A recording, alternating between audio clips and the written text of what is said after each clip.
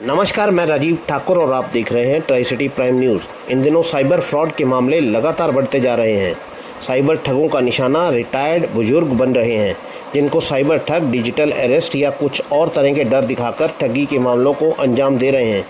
अभी ताज़ा मामला 2 दिन पहले चंडीगढ़ से आया, जहां साइबर ठगों ने साइबर फ्रॉड की सबसे बड़ी वारदात को अंजाम दिया, जिसमें बुजुर्ग कर्नल दंपत्ति से करीब 3.5 करोड़ रुपए की ठगी की। इसी संदर्भ में आमजन को साइबर फ्रॉड से निपटने को लेकर जिला विधिक सेवा प्राधिकरण पंचकुला ने एसपी सिंह, सदस्य सचिव और वीपी सिरोही, जिला एवं सत्र न्यायाधीश पंचकुला के मार्गदर्शन में 1 महीने का सिक्योर योर डिजिटल वर्ल्ड नामक कानूनी जागरूकता सहायता अभियान की शुरुआत की है, जिसमें समाज के विभिन्न वर्गों, खासकर वरिष्ठ नागरिकों को साइबर खतरों के खिलाफ शिक्षित और सशक्त किया जाएगा।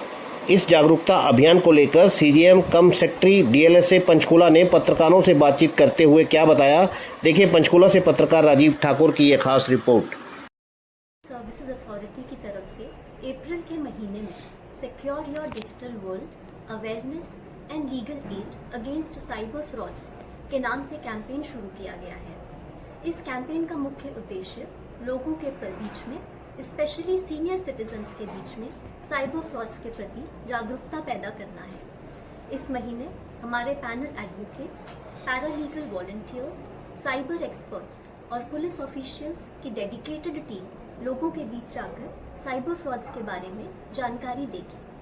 आप लोगों के माध्यम से मैं विभिन्न प्रकार के साइबर फ्रॉड्स के बारे में जानकारी साझा करना चाहती हूँ।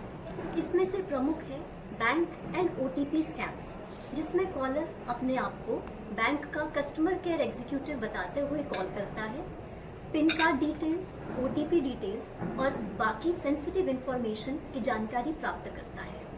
इसमें मॉडस ऑपरेंडाई ये रहती है कि कॉलर एक सेंस ऑफ अर्जेंसी जनरेट करता है, जिसमें वह कहता है कि अगर 10 मिनट के अंदर ये डिटेल्स ना प्रोवाइड की गई तो आपकी बैंक अकाउंट या आपके जो पिन कार्ड है या एटीएम कार्ड्स वगैरह हैं वो ब्लॉक हो जाएंगे। अगर किसी भी संदिग्ध अननोन नंबर से आपको कॉल आता है और आपकी इस तरह की सेंसिटिव इंफॉर्मेशन मांगी जाती है तो ऐसी इंफॉर्मेशन बिल्कुल भी साझा न करें, अपने निकटतम बैंक ब्रांच से संपर्क करें।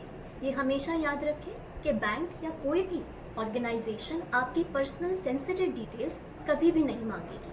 सेकेंडली, डिजिटल अरेस्ट आजकल बहुत कॉमन है, जिसमें कॉलर अपने आप को पुलिस ऑफिशियल्स बताता है और कहता है कि आपके अगेंस्ट एक एफआईआर रजिस्टर हो गई है और आपको कॉल के माध्यम से या वीडियो कॉल के माध्यम से अरेस्ट किया जा रहा है। यहाँ ये बताना बहुत ज़रूरी है कि देश का कोई भी कानून पुलिस को ऑनलाइन अरेस्ट करने की पावर नहीं देता है। अगर आपको इस तरह का कॉल आया है तो इसका मतलब है कि फ्रॉडस्टर आपको साइबर फ्रॉड का शिकार बनाने की कोशिश कर रहा है। उसकी बातों में बिल्कुल ना आए और निकटतम पुलिस स्टेशन पे कांटेक्ट करें। अगर आपको किसी भी तरह की कोई लीगल असिस्टेंस की आवश्यकता है तो NALSA helpline number 15100, cyber helpline number 1930 पर आप कांटेक्ट कर सकते हैं। डीएलएसए के ऑफिस भी आ सकते हैं, या अगर आप साइबर फ्रॉड के शिकार हो गए हैं और अपनी कंप्लेंट फाइल करना चाहते हैं तो www.cybercrime.gov.in पर अपनी कंप्लेंट सबमिट कर सकते हैं। इसमें घबराएं नहीं, सतर्क रहें, सुरक्षित रहें और अपनी पर्सनल इंफॉर्मेशन, सेंसिटिव इंफॉर्मेशन किसी के साथ साझा ना करें। जी बिल्कुल, हम साथ लेके चलेंगे। डेडिकेटेड टीम्स रहेंगी। जो भी अवेयरनेस कैंपेन्स ऑर्गेनाइज करवाए जाएंगे उसमें एडवोकेट्स के साथ साइबर एक्सपर्ट्स और पुलिस ऑफिशियल्स भी साथ रहेंगे। नहीं, जहाँ पे आपके साथ फ्रॉड हुआ है वहीं पे आपने कंप्लेंट करनी है। बाकी जो डेडिकेटेड हेल्पलाइन नंबर्स हैं, जो नालसा की हेल्पलाइन नंबर है 15100, वो थ्रू आउट कंट्री आप कहीं से भी आप कॉल कर सकते हैं और जहाँ की जुरिस्डिक्शन होगी वहाँ पे आपको डायरेक्ट कर दिया जाएगा और वहाँ से आपको खुद कॉल भी आ जाएगी। देखिए, तरीके नए नए आते रहेंगे। हमें बस एक बात याद रखनी है कि कोई भी व्यक्ति अगर हमसे पर्सनल डिटेल्स मांग रहा है, सेंसिटिव इन्फॉर्मेशन मांग रहा है तो साझा नहीं करनी है। अगर हम इस बात के बारे में सतर्क रहेंगे तो हम साइबर फ्रॉड्स का शिकार नहीं बनेंगे। हमारे पास फिशिंग ईमेल्स आती हैं या हमारे पास अननोन ईमेल आईडी से अगर हमारे पास कोई संदिग्ध ईमेल आ रही है जिसमें हमारी सेंसिटिव इन्फॉर्मेशन मांगी जा रही है, या हमें कोई ऐसा ईमेल आ रहा है कि आप इस लिंक पे क्लिक करें और बाकी फिर आगे इन्फॉर्मेशन साझा करें, तो ऐसा बिल्कुल मत करें। सेंसिटिव इन्फॉर्मेशन साझा नहीं करेंगे तो हम इससे सेफ रहेंगे। सेकेंडली, जहाँ तक बैंकिंग ट्रांजैक्शंस की बात है, अपने ऐप पर या अगर आप ऑनलाइन बैंकिंग ट्रांजैक्शंस की फैसिलिटी यूज़ करते हैं तो अपर लिमिट एक्टिवेट करवा के रखें, जिससे ये होगा कि किसी भी साइबर फ्रॉड की स्थिति में एक अमाउंट से ज़्यादा पैसा आपके बैंक अकाउंट से बाहर नहीं जाएगा।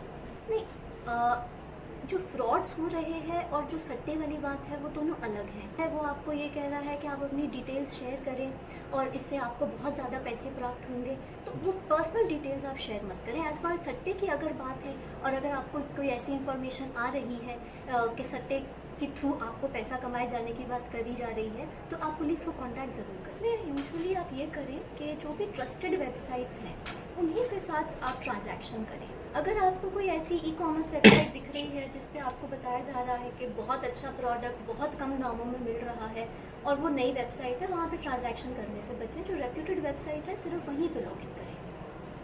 इसके बाद में क्या? बिल्कुल, इसमें तुरंत कार्रवाई होती है और विद इन 24 आवर्स आपके पास कॉल बैक आएगा और आपके आगे जो भी आप मदद चाहते हैं वो आपको प्रोवाइड की जाएगी। नालसा हेल्पलाइन नंबर 15100 और cyber helpline number 1930 immediate call back आएगा।